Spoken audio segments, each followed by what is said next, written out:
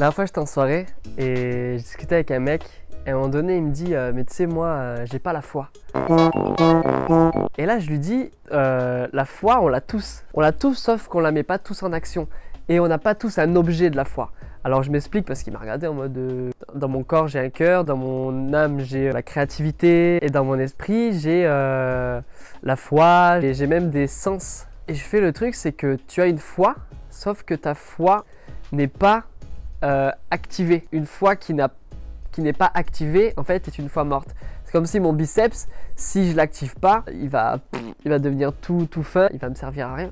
Et en fait, la foi, c'est pareil. Quand tu as un objet pour ta foi, ça veut dire que tu as quelque chose sur lequel tu peux te raccrocher. C'est comme une encre qu'on balance dans l'eau et qui va pour s'attacher au sol, tu vois. C'est pareil en fait avec la foi. On envoie quelque chose spirituellement, parce que ça fait partie de l'esprit, et ça va s'accrocher à quelque chose. Moi, par exemple, je crois dans la grâce de Dieu, et je crois que la grâce de Dieu, c'est la manière que Dieu touche l'homme. En fait, il y a comme un canal qui se fait entre la grâce de Dieu et la foi de l'homme.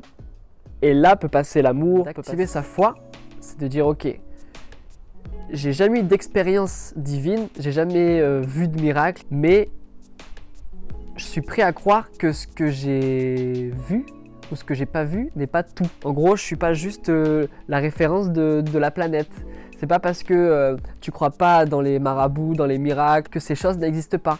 Et ça, en Occident, on se base en tant que référence de ce qui existe, de ce qui n'existe pas, de ce qui est bon, de ce qui est mauvais.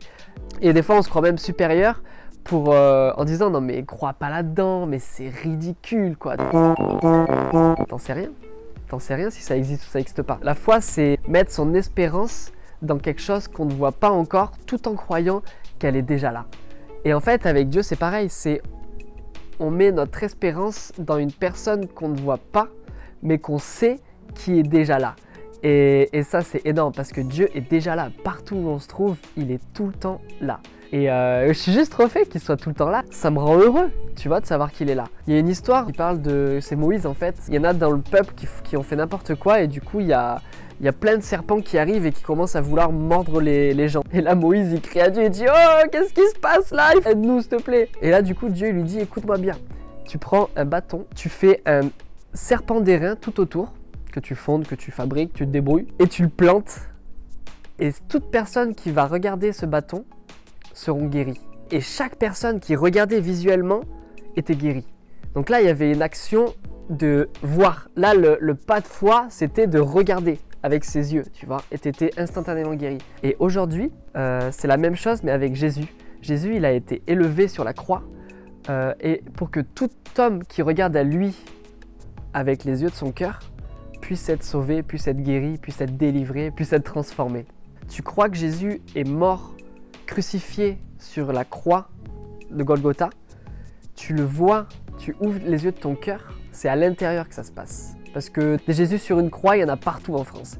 Mais c'est pas pour ça que tout le monde, quand il voit ça, sont changés. Tu vois, ça se saurait sinon. Mais par contre, si tu regardes Christ cloué sur la croix, avec ton imagination, avec les yeux de ton cœur, et que tu commences à vraiment méditer sur ça, et bien là, il va commencer à se passer des choses. Et t'imagines même pas, c'est énorme. Est-ce que tu as la foi? Oui, tu as la foi. Est-ce que tu as un objet de ta foi? Non. Si tu n'en as pas, moi je te conseille Jésus, parce qu'il a dit « Je suis le chemin, la vérité et la vie, et nul ne va à Dieu le Père seulement qu'à travers moi. » Et il n'a pas fermé les choses en disant ça, il les a ouvertes justement. Parce qu'il a dit « Tous ceux qui viennent à moi sortiront. Tous ceux qui rentreront par moi trouveront la liberté. » Ciao!